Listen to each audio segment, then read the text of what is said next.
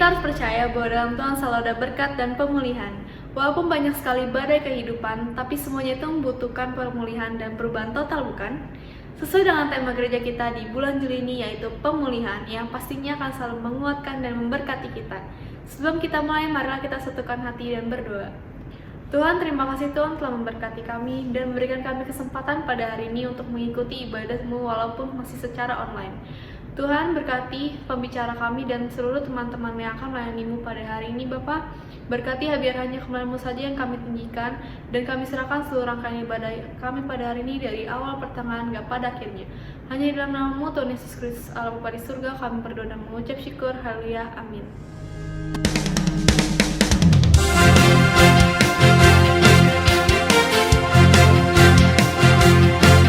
Mari semuanya, kita angkat pujian kita. Bersama-sama kita menyembah Tuhan. Tak pernah ku ragu atas kesetiaan-Mu, pegang hidupku. Semua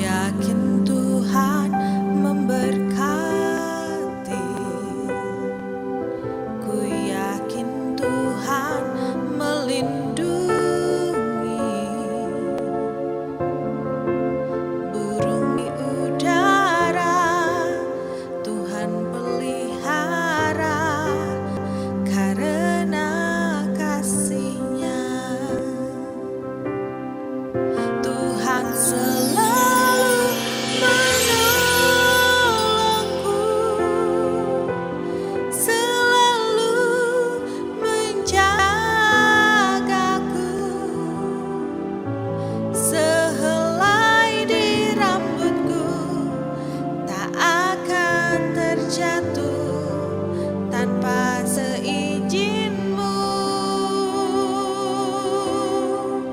Tuhan selalu menolongku, selalu menjagaku. Dia mengenyangkanku dan peliharaku seumur hidupku. Terima kasih Yesus. Musim akan selalu berganti, kasih Tuhan tetap abadi, tak akan berubah sampai selamanya. Ku tetap percaya, ku yakin Tuhan memberkati, ku yakin Tuhan melindungi. Burung di udara Tuhan pelihara karena kasih-Nya. Tuhan selalu menolongku, selalu menjagaku. Sehelai di rambutku tak akan terjatuh tanpa seizin-Mu. Tuhan selalu menolongku, selalu menjagaku. Dia mengenyangkanku dan peliharaku seumur hidupku. Tuhan selalu menolongku, selalu menjagaku. Sehelai di rambutku tak akan terjatuh tanpa seizin-Mu. Tuhan, Kau selalu menolongku, selalu menjadi. Terima kasih Tuhan yang mengenyangkan dan pelihara kami, Yesus. Terima kasih Tuhan selalu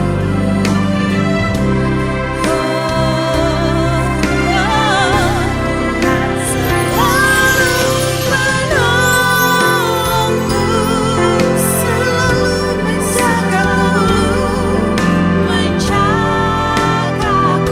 Yes, Tuhan sehelai di rambutku tak akan terjatuh tanpa seizin-Mu. Kaulah Tuhan selalu menolongku, selalu menjagaku. Dia mengenyangkanku dan peliharaku seumur hidupku. Ya dan amin. Itu adalah janji-Mu dalam hidup kami, Tuhan. Kami bersyukur kami memiliki Allah seperti Engkau, yang senantiasa menyertai kami dalam segala persoalan, segala pergumulan kami. Dan di pagi hari ini kami mau menaikkan beberapa pokok doa yang telah dituliskan oleh saudara kami. Mari kita satukan hati kita. Selamat pagi ya Tuhan Yesus. Kami bersyukur karena Engkau yang menyertai kami Tuhan sampai dengan saat ini.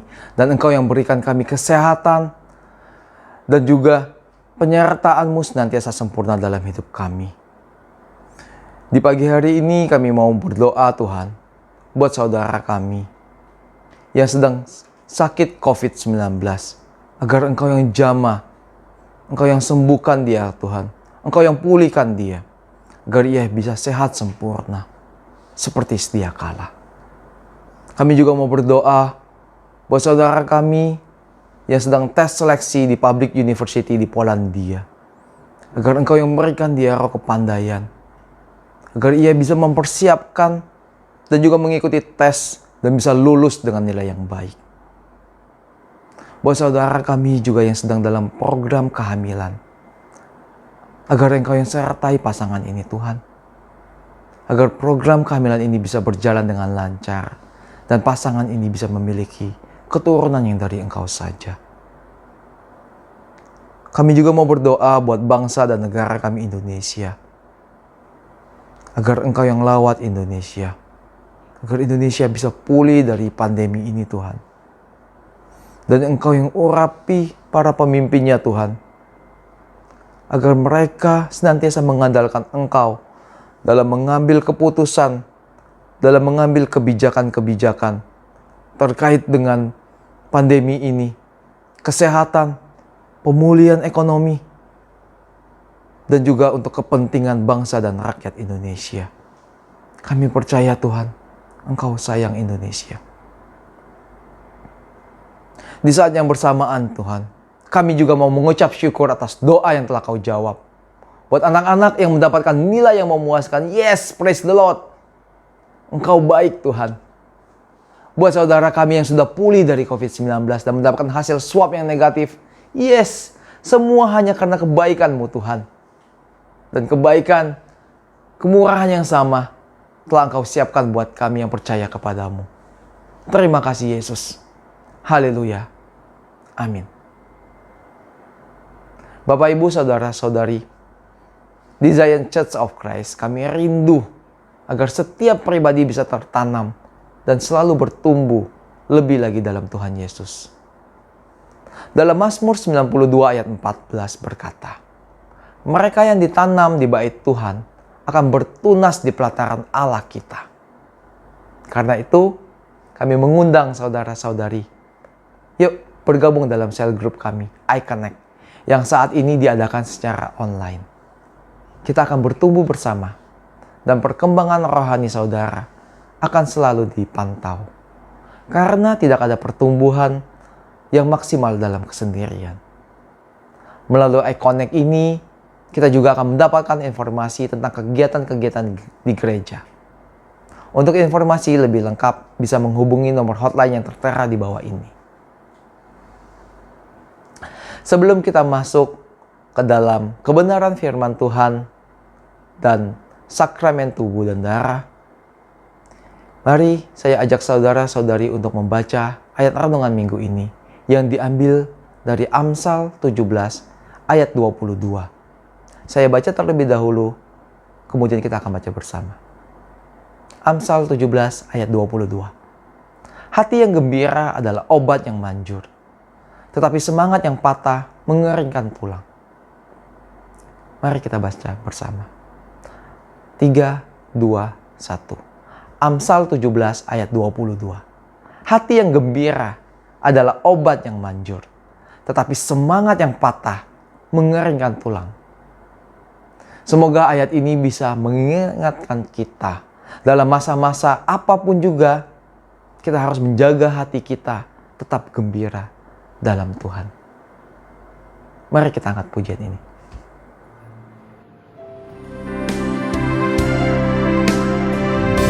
Tuhan selalu menolongku,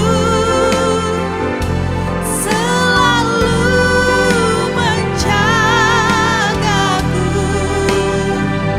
sehelai di rambutku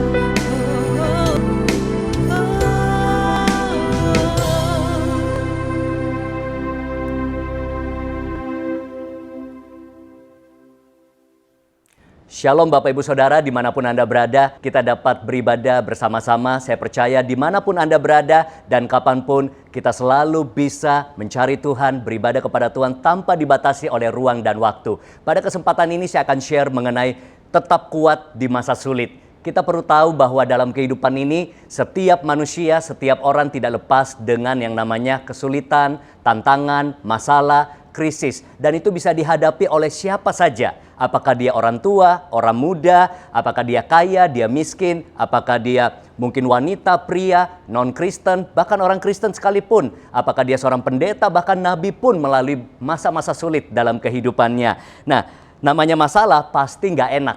Pilih mana? Apakah masalah sekaligus datang bersamaan dalam hidup kita? Mungkin masalah kesehatan, masalah ekonomi, keluarga datang bersamaan, atau masalahnya datang silih berganti. Baru selesai satu masalah, muncul lagi masalah berikutnya. Baru beres satu, datang lagi yang lainnya. Semuanya pasti nggak enak. Oleh karena itu, kita perlu mengetahui bahwa jangan bandingkan hidup kita dengan orang lain. Setiap orang punya masalahnya masing-masing. Dan kita harus tahu juga bahwa setiap orang seringkali kelihatan indah kehidupannya, kelihatan baik dari luar, tetapi ternyata kita nggak pernah tahu setiap orang punya kesulitan dalam hidupnya. Mungkin ada orang yang kaya, rumahnya besar, ya, tetapi mungkin di dalam rumah tangganya penuh dengan cekcok, ribut, suami istri, ada yang suaminya nggak pulang, atau mungkin ada orang yang keluarganya harmonis, tetapi dikejar-kejar hutang dengan masalah ekonomi. Tetapi ada lagi yang mungkin kita bisa lihat pasangan muda yang kelihatannya serasi. Wow, cantik, ganteng, kelihatannya pasangan yang ideal, tetapi mereka divonis dokter tidak mendapatkan anak atau belum bisa memperoleh anak. Itu menjadi kesulitan dan pergumulan mereka. Ada lagi mungkin orang yang punya kelihatannya segalanya, rumah tangga baik, ya, keuangan oke, tapi dia harus menjalani kehidupannya dengan sebuah penyakit. Ada yang stroke, ada yang mungkin mengalami penyakit kritis. Dan tentu itu menjadi masa sulit dalam kehidupan seseorang. Ada juga yang mungkin melalui masa sulitnya dengan menangani anak yang berkebutuhan khusus. Saya kenal ada orang-orang yang bergumul membesarkan anak yang berkebutuhan khusus. Dan itu bukan hal yang mudah, penuh dengan air mata, penuh dengan kesabaran yang teruji. Dan juga ada yang punya masalah mungkin di karirnya, di bisnisnya, di ekonominya, atau mungkin di dalam pekerjaannya. Oleh karena itu, setiap orang punya kesulitan, punya masalah dalam kehidupannya masing-masing. Oleh karena itu, kita juga perlu tahu bahwa jangan selalu merasa masalah kita paling besar. Selalu dalam hidup ini, ada orang lain juga punya pergumulan yang mungkin jauh lebih besar dari kita. Nah, pada kesempatan ini, saya mau membahas bagaimana setiap kita bisa tetap kuat melalui masa-masa sulit dalam kehidupan ini. Dan kita akan belajar menarik sekali dari kehidupan Daud. Yang siap belajar bersama-sama pada hari ini katakan amin. Nah, hari ini kita mau lihat yang pertama adalah ketika kita menghadapi masa sulit, kita harus mengambil respon yang benar. Katakan sama-sama, respon yang benar. Ketika seseorang menghadapi tantangan, krisis, kesulitan dalam hidupnya, yang paling penting kita jaga adalah respon dan sikap kita. Selalu dalam hidup ini kita perlu perhatikan, ada hal-hal di luar kendali kita, ada hal-hal di dalam kendali kita. Apa itu area di luar kendali? Seringkali berhubungan dengan keadaan, situasi, kondisi yang tidak ideal. Kita pengen jalanan lancar, ternyata macet. Kita pengen orang baik, ternyata tipu kita. Kita pengen mungkin cuaca cerah, ternyata bisa hujan. Bahkan bisa musibah datang kapan saja. Tetapi saya percaya masih ada hal yang bisa kita kendalikan, yaitu diri kita. Bagaimana menyikapi, bagaimana memberi arti, bagaimana meresponi apa yang terjadi dalam hidup kita. Makanya jangan heran, ada dua orang bisa menghadapi situasi yang sama, tantangan yang sama, badai kehidupan yang sama, tapi respon yang berbeda akan memberikan hasil yang berbeda pula. Makanya ada istilah, orang bisa mengalami badai kehidupan yang sama, tetapi ada di dalam bot atau mungkin perahu yang berbeda. Nah, itu berbicara respon dalam kehidupan. Selalu saya percaya yang terpenting bukan apa yang terjadi pada kita, tetapi bagaimana kita menyikapinya.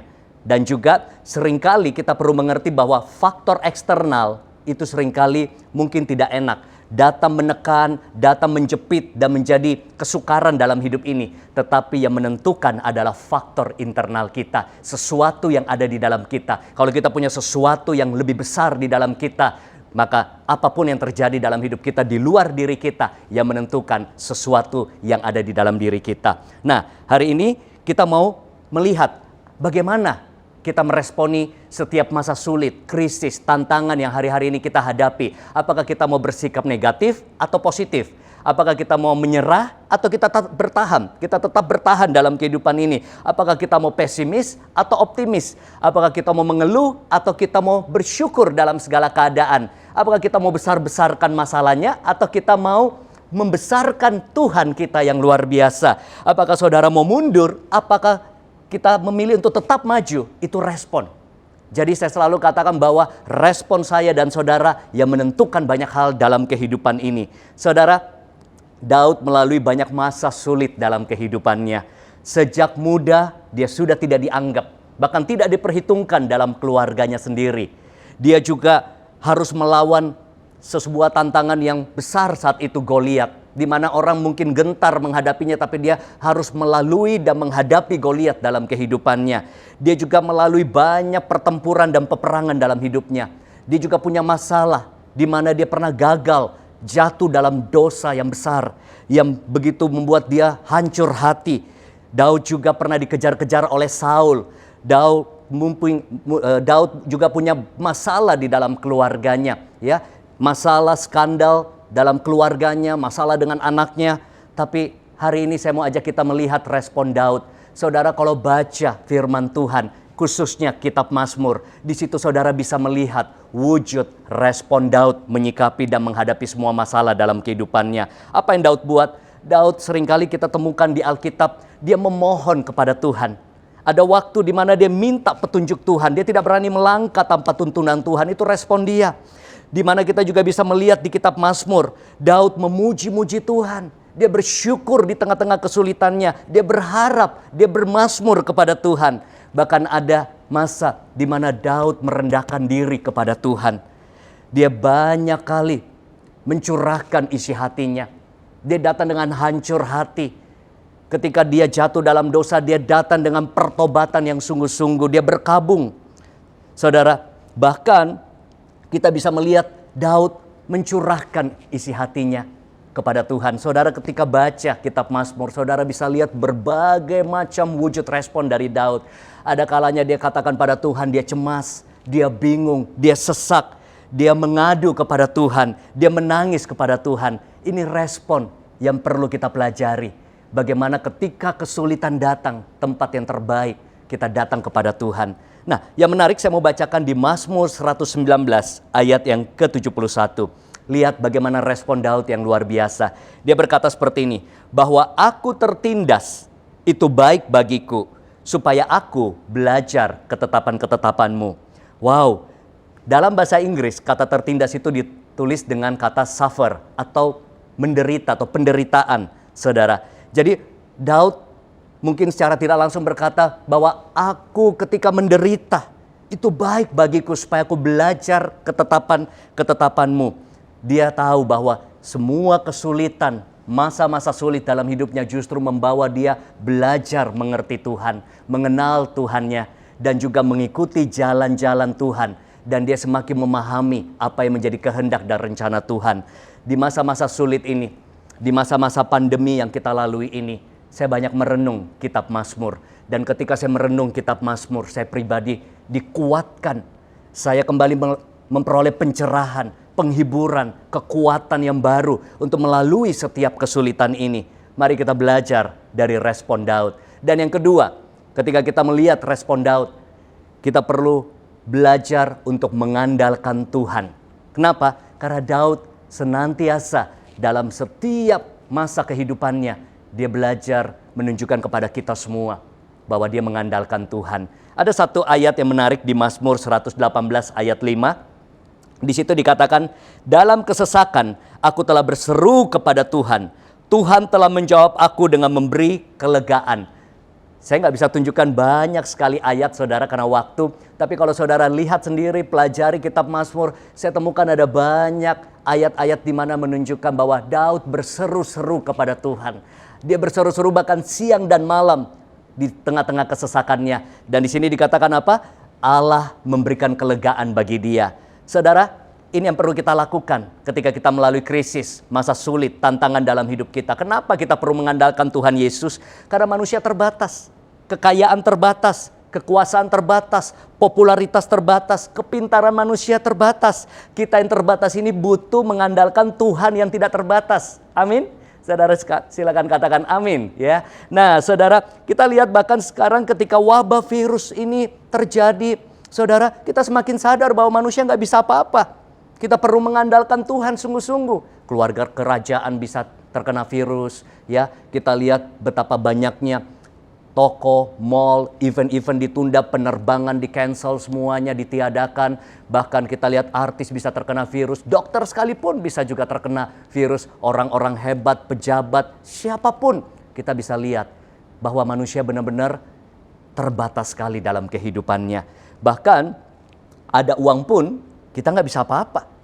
Kita nggak bisa buat banyak kalau mungkin cuma banjir atau mungkin ada bencana alam di sebuah kota ya, dimanapun Anda berada dan Anda rasanya saya nggak mau kebanjiran, saya nggak mau mungkin ngalami musibah ini. Orang yang punya uang dengan gampangnya bisa keluar negeri ya, beberapa minggu nanti balik lagi, jalan-jalan dulu, nanti balik lagi situasi sudah reda. Sekarang ada uang pun ya semua di rumah, mobil nggak bisa dipakai dengan maksimal, bahkan kita bisa melihat orang-orang juga sampai bingung harus ngapain ya. Penerbangan komersil pun satu waktu juga ditiadakan dalam sementara periode. Kita lihat seringkali dalam hidup ini banyak hal dengan mudah mengguncangkan kehidupan seseorang.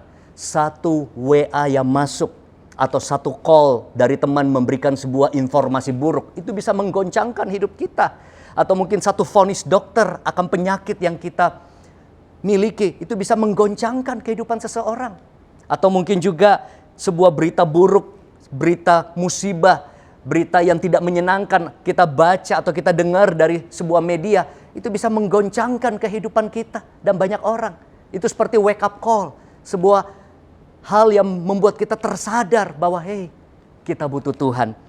Saya pribadi ingat di bulan Februari pertengahan ada seorang marketing dari sebuah lembaga keuangan datang, teman, sahabat lama, di mana saya percayakan untuk menaruh semacam deposito di sebuah lembaga keuangan yang sangat terpercaya, dan saya sudah menikmati hasilnya bertahun-tahun dengan rekan-rekan yang lain, pengusaha yang lain. Tetapi saat itu ada sebuah kabar yang menggoncangkan bahwa perusahaan ini gagal bayar. Perusahaan ini tidak bisa mengembalikan saat ini dan ke depan pun juga belum jelas apakah uang yang mungkin saya sudah tabung, saya sudah simpan bertahun-tahun, hasil jeripaya yang cukup besar bagi saya, ternyata tidak bisa dikembalikan, tertahan dan belum ada kejelasan sampai hari ini. Tapi saya belajar, saya tahu bahwa saya bersyukur kekuatan saya bangun selama ini bukan pada uang. Ya, kita semua butuh uang, tapi saya percaya lebih penting punya Tuhan, karena Tuhan adalah sumber dalam kehidupan kita. Dia yang bisa mengambil, Dia yang bisa memberi, Dia juga yang bisa melipat gandakan kembali apa yang mungkin sudah hilang. Itu yang saya percaya. Tapi ada begitu banyak yang guncang karena ada grup-grup korban. Ya, saya melihat ada yang nangis, ada yang taruh semua hartanya di situ. Hari tuanya, hidup pensiunannya dari bunga yang ada. Tetapi saya mau katakan bahwa wow, ternyata ada begitu banyak orang yang mengalami korban yang sama, tapi respon yang berbeda-beda. Ada yang begitu tragis, ada yang mungkin rasanya mau bunuh diri, ada yang dia mau pakai untuk pernikahan anaknya, sampai amblas semuanya. Saya bersyukur saudara, semakin kita menyadari kita melekat kepada Tuhan, kita dekat sama Tuhan, kita membangun dasar kita pada Tuhan, itu yang membuat kita tetap kuat. Walaupun gak enak buat saya. Ya, ada masa-masa saya kepikiran, wah sayang juga ya.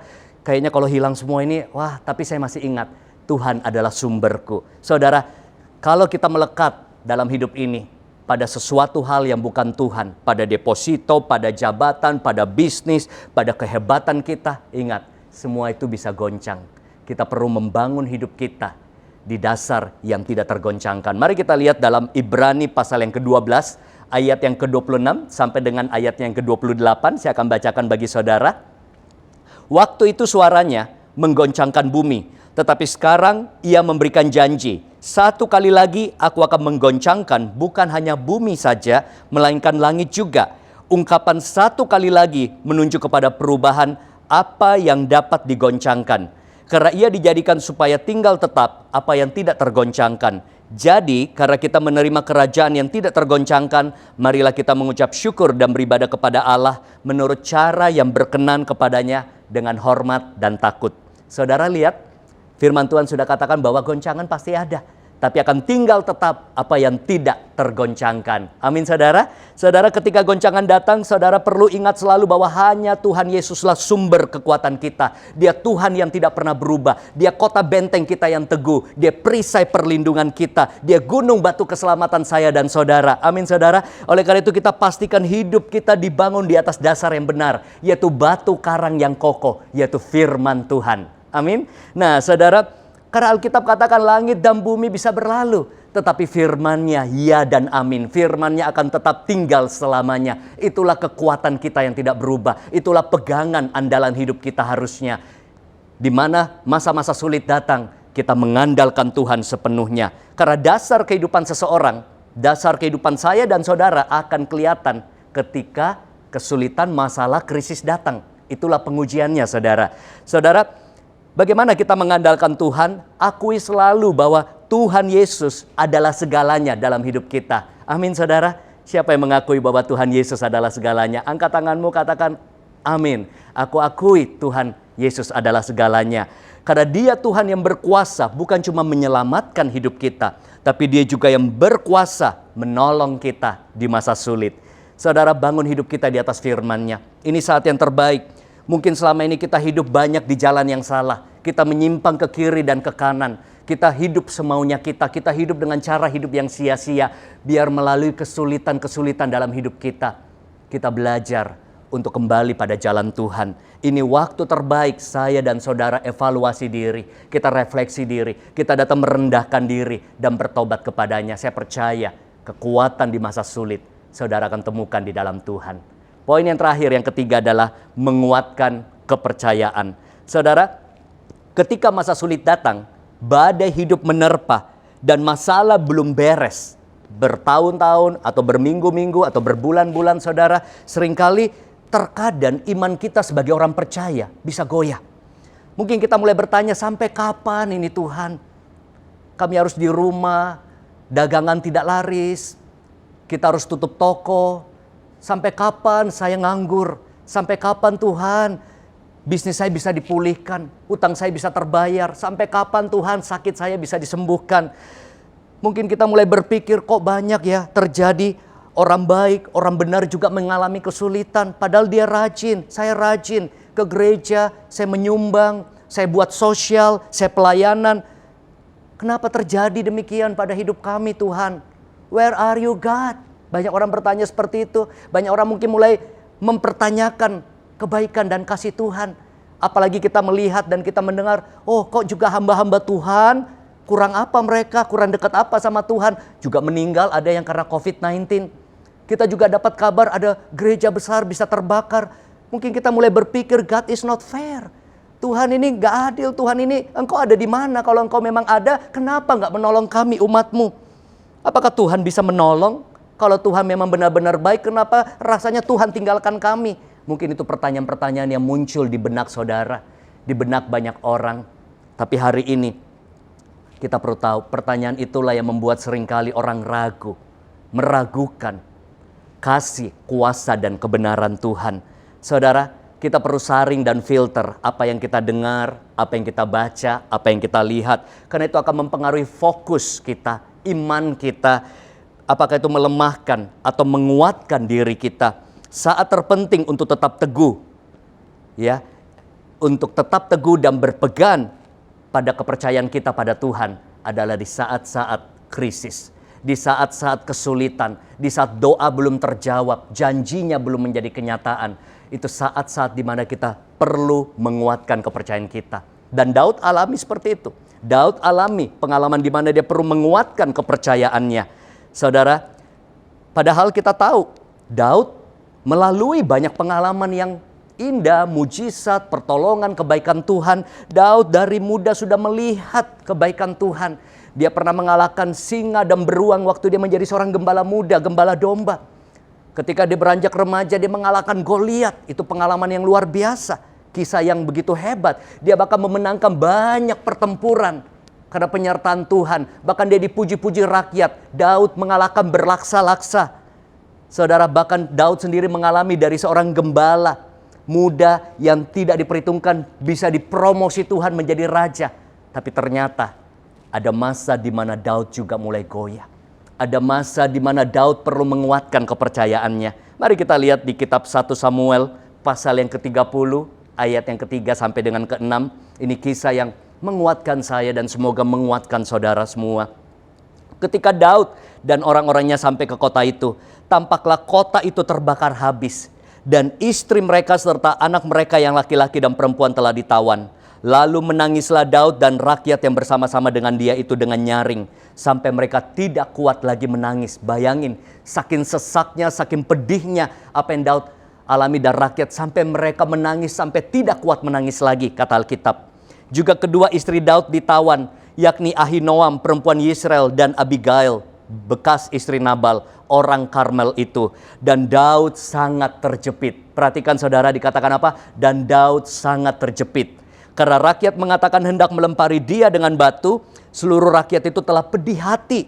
Masing-masing karena anaknya laki-laki dan perempuan. Saya mau ajak kita baca bersama-sama.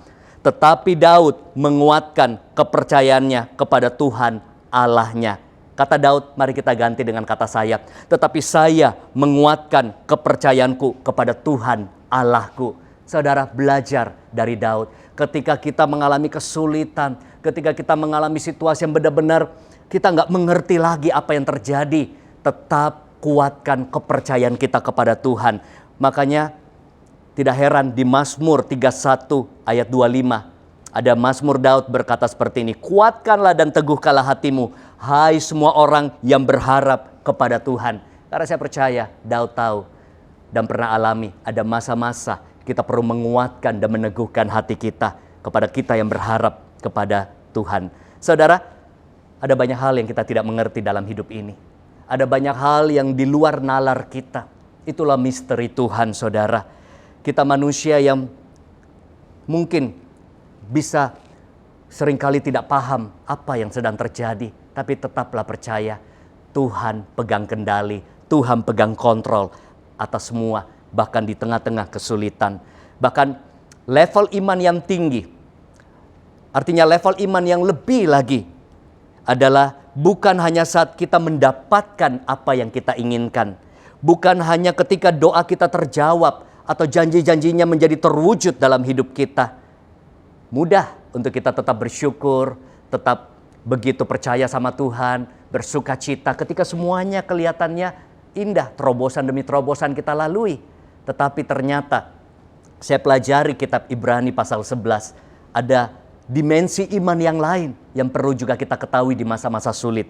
Saudara, kalau kita buka di Ibrani 11, Ibrani 11 ini dikenal sebagai ayat-ayat yang penuh dengan pelajaran tentang iman. Ya, bahkan di modul pelajaran iman, Ibrani 11 ayat 1 menjadi pegangan kita. Bahwa apa itu definisi iman, apa itu arti iman. Bahkan kalau saudara baca terus ayat-ayat di Ibrani 11 penuh dengan tokoh-tokoh yang beriman. Mendapatkan ini, mendapatkan itu, terwujud ini, mereka mengalahkan, mereka memenangkan, ini karena iman mereka. Itu dikisahkan semua, banyak sekali di Ibrani 11. Tapi kita perlu perhatikan ayat-ayat terakhir. Ini yang mungkin cukup mengagetkan dan membuka dimensi iman saya yang baru, saudara. Di situ dikatakan apa? Nanti saudara baca lengkapnya di Ibrani 11, tapi kita mau lihat berfokus pada dua ayat di bagian-bagian akhir, di ayat 39 sampai 40. Di situ dikatakan, dan mereka semua tidak memperoleh apa yang dijanjikan itu, sekalipun iman mereka telah memberikan kepada mereka suatu kesaksian yang baik.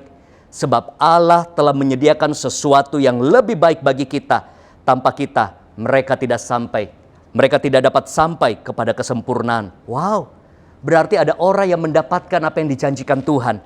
Tetapi ada orang-orang yang mungkin kita juga bisa mengalami tidak memperoleh semua apa yang dijanjikan. Tidak semua hal yang dijanjikan itu mungkin terwujud dalam hidup kita. Tapi sekalipun itu terjadi, iman saya dan saudara harusnya menjadi sebuah kesaksian yang baik.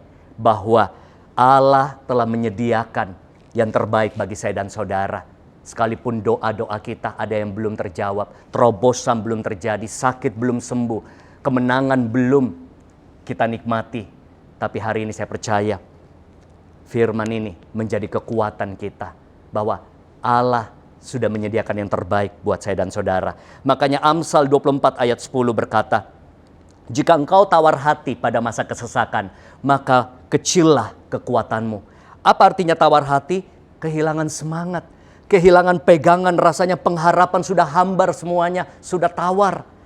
Jangan sampai itu terjadi dalam hidup saya dan saudara di masa-masa sulit seperti ini. Tetap jaga fokus kita pada Tuhan, saudara. Pegang firman-Nya, saudara. Percaya selalu bahwa Tuhan itu baik. Percaya bahwa apapun yang terjadi, Allah turut bekerja dalam kehidupan kita mendatangkan kebaikan. Percaya bahwa ini pun bisa kita lalui. Kekuatan datangnya dari Tuhan. Percaya bahwa habis gelap terbit terang. Percayalah bahwa musim pasti berganti. Tidak selamanya kita menangis. Tuhan bisa ganti dengan sorak-sorai tangisan kita. Percayalah bahwa masih ada hal yang bisa kita syukuri. Sekalipun kelihatannya penuh dengan pergumulan, masalah, tantangan. Tapi saya percaya kalau kita mau mencari, masih ada hal yang kita bisa syukuri di tengah-tengah kesulitan ini. Inilah deklarasi iman yang saya ucapkan, saudara. Ketika saya goyah, ketika saya juga mulai bimbang, ketika saya mulai cemas, saya belajar untuk mengucapkan apa yang saya percayai. Saya mulai perkatakan firman Tuhan, saudara. Itu yang saya lakukan saat saya jogging, saat saya mandi, saat saya di mobil, saat saya di kamar seorang diri, saudara. Saya belajar untuk tetap deklarasikan. Dan saya mau mengajak saudara, selalu ingat, sekali cinta Yesus, selamanya cinta Yesus. Saya mau ingatkan diri saya, sekali setia pada Tuhan, apapun terjadi, kesulitan belum beres, saya mau tetap setia kepada Tuhan. Amin, saudara. Berapa banyak dari saudara yang mau tetap cinta Tuhan dan setia pada Tuhan? Bisa angkat tanganmu di mana engkau berada, biar Tuhan melihat deklarasimu, saudara. Saudara, percayalah bahwa hidup ini sudah terbentuk dari kumpulan duka, tantangan, krisis, masalah yang sudah kita lalui mungkin bertahun-tahun. Dan kita sudah lewati. Jadi kalau kita lalui kesulitan ini sekarang, percayalah bahwa kita juga bisa melaluinya bersama dengan Tuhan. Dan yang menguatkan saya adalah sebuah kebiasaan yang saya buat di tahun 98. Sejak saya mulai ikut Tuhan, 20-an tahun lebih yang lalu. Saya punya buku ini, saudara. Ini buku jurnal rohani saya.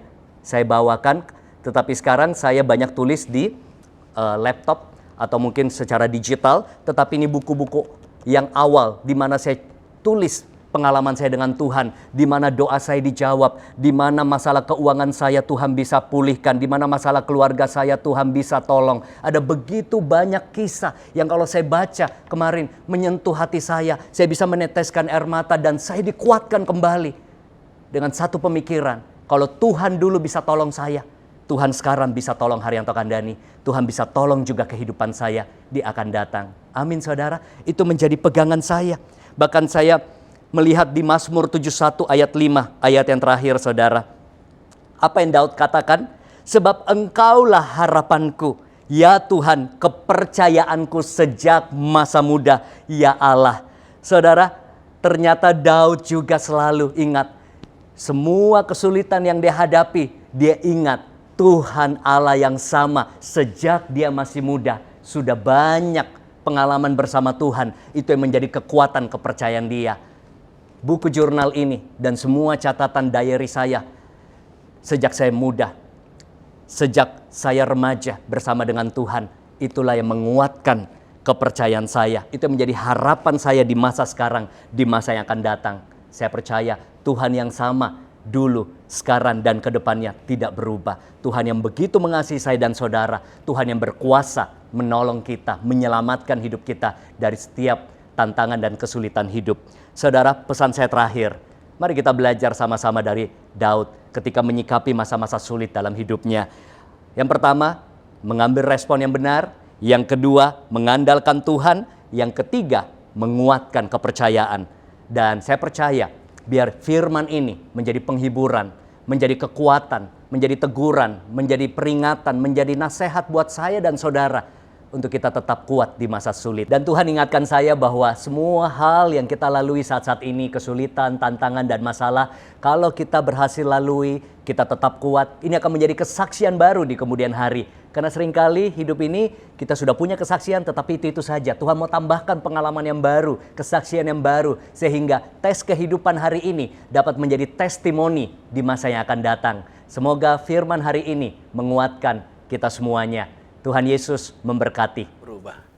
Well, terima kasih kepada hambanya Pastor Haryanto Kandani atas berkat firman Tuhan yang telah dibagikan bagi setiap kami di Gereja Zion Church of Christ.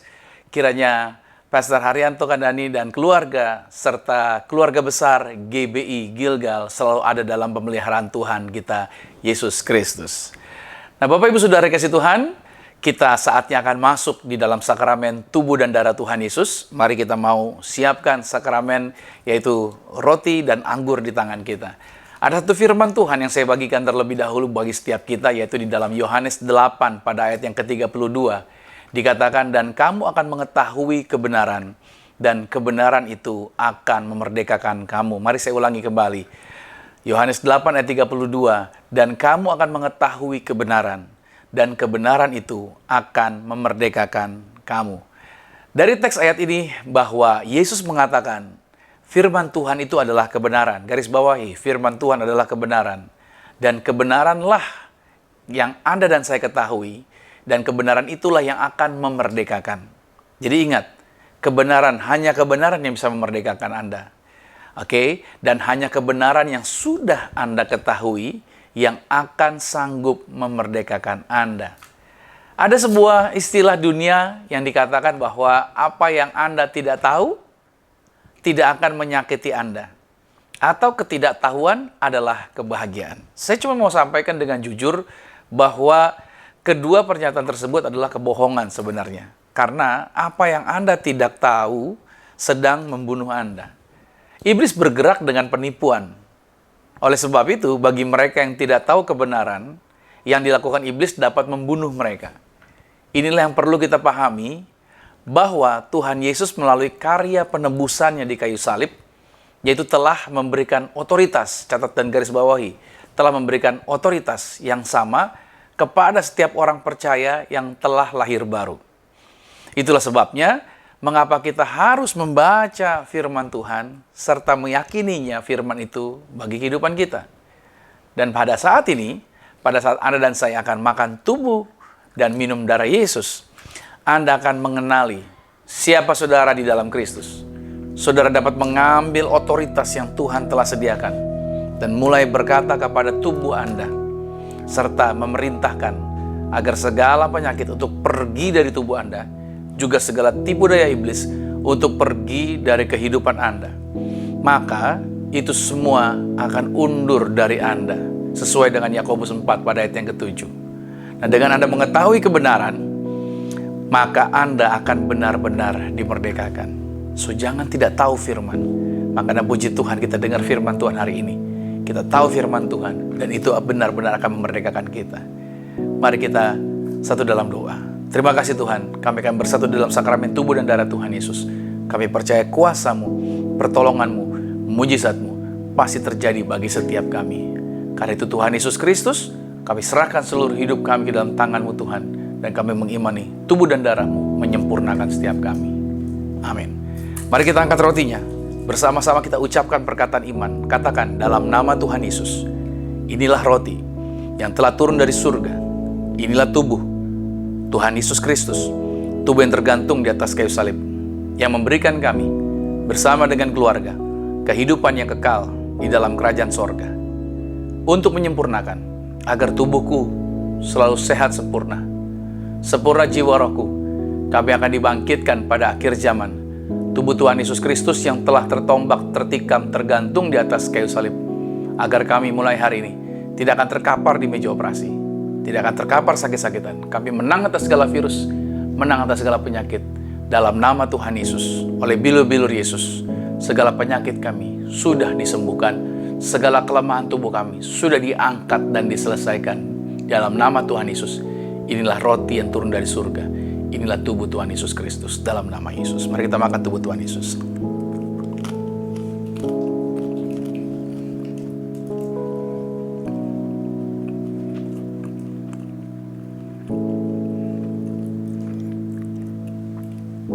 Mari kita angkat anggur ini, bersama dengan iman kita ucapkan. Dalam nama Tuhan Yesus, inilah darah Yesus Kristus, darah yang tercurah di atas kayu salib, sebagai perjanjian yang baru dan yang kekal. Mulai hari ini, bersama keluarga, kami saling mengasihi, saling mengampuni. Kasih mula-mula senantiasa ada di dalam rumah tangga kami. Oleh darah Yesus, Kami bersama keluarga dijaminkan, yaitu punya rumah di bumi, punya rumah di sorga, tidak akan mengembara.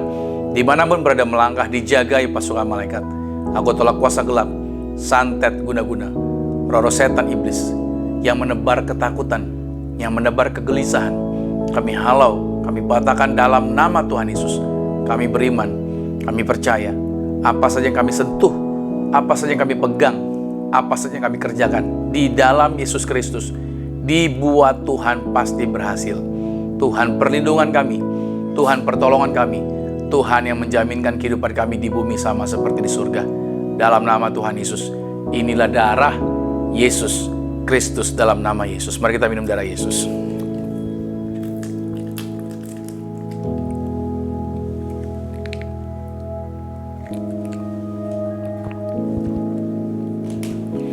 Kita juga mengangkat sakramen minyak ini. Kita melepaskan perkataan, ingat sekali lagi, apa yang Anda tahu, kebenaran itu akan memerdekakan Anda. Kita memperkatakan apa yang kita tahu di dalam Tuhan, apa yang Tuhan sudah jaminkan. Maka Anda dan saya menerima otoritas dari Tuhan, dan kita memperkatakan itu. Mari sama-sama katakan, dalam nama Tuhan Yesus, inilah minyak urapan. Setiap tetesnya punya kuasa mengusir setan. Setiap olesnya punya kuasa menyembuhkan penyakit. Silakan mulai hari ini pasukan malaikat surgawi selalu jagai kami, pagari kami, lindungi kami dalam nama Tuhan Yesus. Inilah minyak urapan. Nah, saudara silakan, Anda boleh urapi kepala saudara. Anda boleh doakan juga orang-orang yang bersama dengan saudara. Lepaskan berkat bagi anggota keluarga Anda masing-masing. Lepaskan berkat bagi proyek, bagi bisnis, bagi apa yang sedang Anda kerjakan. Imani dan percayalah, kuasa Tuhan yang besar terjadi bagi kehidupan saudara. Bagi Tuhan gak ada perkara yang mustahil. Bagi orang percaya juga tidak ada perkara yang mustahil. Kita bersyukur buat hari ini. Kita bersyukur buat berkat yang sudah kita terima. Kita bersyukur buat firman Tuhan. Kita bersyukur buat anugerahnya. Masing-masing saudara boleh naikkan doamu sejenak di hadapan Tuhan. Berterima kasihlah atas anugerahnya. Berterima kasihlah atas kebaikannya. Berterima kasihlah atas semua yang Tuhan telah jaminkan bagi kehidupan kita. Dia tidak pernah meninggalkan kita. Dia tidak pernah berubah. Dia tidak pernah menjauh. Dia tidak pernah ingkar janji. Dia tidak pernah menunda-nunda. Semuanya Tuhan jaminkan. Harapan kita di dalam Yesus tidak akan pernah dikecewakan. Tuhan menjaminkan kehidupan Anda dan saya selalu aman di dalam pemeliharaan Tuhan. Naikkan doa saudara. Berterima kasihlah kepada Tuhan Yesus. Thank you Lord Jesus. Thank you Lord Jesus. Tuhan Yesus, terima kasih buat hari Minggu ini. Kami percaya bahwa bukan perkara kebetulan kalau kami menerima berkat-Mu yang luar biasa. Kami diingatkan akan segala jaminan Tuhan. Kami diingatkan setiap langkah-langkah yang tepat. Kami diingatkan bahwa kami punya Tuhan yang tidak pernah berubah. Harapan kami di dalam Tuhan dijaminkan. Kami mengucap syukur buat segala kebaikan kemurahan-Mu Tuhan. Kami mengucap syukur bahwa sepanjang menghadapi situasi perubahan ini, kami percaya Tuhan, Engkau selalu menyertai kami dan memberikan kami kekuatan. Kami diubahkan Tuhan menjadi pribadi yang berbeda untuk menghadapi situasi-situasi di depan kami. Maka karena itu Tuhan Yesus, di hari Minggu ini aku lepaskan berkat bagi setiap anak Tuhan. Dimanapun mereka berada, di tempat tinggal mereka, di lokasi manapun, kami melepaskan kuasa. Aku berdoa buat mereka, kalau mereka ada yang kelemahan tubuhnya, aku melepaskan kuasa dalam nama Tuhan Yesus. Mereka disembuhkan, mereka tidak mengalami yaitu efek negatif dari segala bentuk kelemahan tubuh. Mereka dipulihkan, sistem imunitas mereka yaitu diperkuat. Mereka menang atas segala virus, menang atas segala penyakit berbahaya. Dan yang terutama adalah pikiran mereka tidak dipenuhi kegelisahan, pikiran mereka tidak dipenuhi ketakutan, tapi pikiran mereka dipenuhi dengan kebahagiaan. Hati mereka bergembira karena firman Tuhan jamin, hati yang gembira adalah obat yang manjur. Hati yang gembira meningkatkan sistem kekebalan tubuh. Maka aku berdoa dalam nama Tuhan Yesus agar setiap anak-anak Tuhan tidak hidup dalam ketakutan, tidak hidup dalam kecemasan, tapi mereka hidup dalam kebahagiaan. Mereka hidup dalam kebenaran firman Tuhan. Aku melepaskan berkat bagi mereka. Pasukan malaikat surgawi jagai setiap anak-anak Tuhan dalam nama Tuhan Yesus. Maka kami berdoa juga buat bangsa ini bisa melewati situasi pandemi ini. Kami percaya Indonesia menjadi Indonesia yang berbeda, Indonesia yang baru, Indonesia yang maju. Doa kami pemerintahan pusat sampai daerah semuanya diberkati Tuhan. Dari Papua sampai Aceh, Indonesia dalam lawatan, dalam penyertaan Tuhan. Seluruh gereja-gereja di Indonesia semuanya dalam berkat-berkat Tuhan. Terima kasih buat segala hal. Terima kasih buat kemurahan. Terima kasih buat mujizat yang Tuhan sudah sediakan. Siapapun yang telah membantu di dalam pelayanan ini semuanya diberkati Tuhan. Berkati tangan-tangan mereka yang telah membantu di dalam pelayanan gereja Zion Church of Christ ini, Tuhan, diganti yang luar biasa. Apa yang mereka korbankan diberkati Tuhan dengan dahsyat.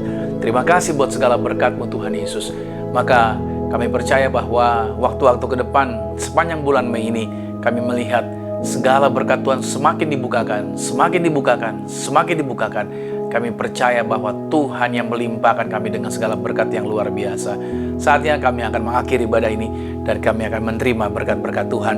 Kekasih Kristus, mari arahkan hati, aminkan setiap berkat ini menjadi milik kita. Diberkatilah engkau di dalam usahamu, diberkatilah engkau di dalam pekerjaanmu, diberkatilah engkau di dalam studi sekolah kuliahmu, dan diberkatilah engkau di dalam pelayananmu. Apapun yang kau pegang kerjakan di dalam kekudusan, ingatlah perkara ini, Tuhan Yesus Kristus pasti buat engkau berhasil. Diangkat Tuhan Yesus, kau naik ke atas bukan turun. Jadi kepala bukan ekor. Aku berdoa sepanjang minggu, bulan, bahkan tahun ini merupakan minggu, bulan, tahun yang penuh berkat. Sehingga siapapun tinggal dengan kau pasti diberkati. Keluargamu diberkati, orang tuamu diberkati, saudara-saudarimu diberkati, rumah tanggamu berbahagia. Maka sekarang terimalah berkat dan anugerah dari Bapa di surga, cinta kasih di dalam Yesus Kristus, kekuatan serta penghiburan di dalam kuasa Roh Kudus menyertai mengurapi setiap kita mulai saat ini sampai nanti Tuhan Yesus datang menjemput Anda dan saya, keluargamu dan keluargaku. Kita semua sama-sama menjadi warga kerajaan sorga. Yang percaya dengan saya, sama-sama kita berkata, amin. Selamat hari Minggu, selamat menikmati setiap berkat yang Tuhan telah sediakan buat Anda bersama dengan keluarga Anda. Sampai jumpa minggu depan. Shalom. I hear the voice of love calling me home to where I belong. Oh, it cripples every fear, and the one who will need walk away. Thank you, Lord. So rest in your promises. Now I'm sure of this. I'm yours. 'Cause no power strong enough. No power strong enough to separate me from your love. I'm yours. Come on. Let the waters rise, I will stand. Let the oceans roar. Let the earth shake beneath me. Let the mountains fall. You are God over the storm, and I am yours.